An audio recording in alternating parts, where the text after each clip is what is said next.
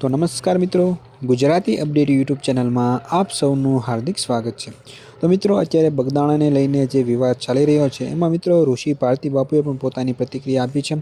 તો મિત્રો, આ વિડીયોમાં તેઓ શું કીધું તે ચાલો વિડીયોમાં આપણે જોઈએ।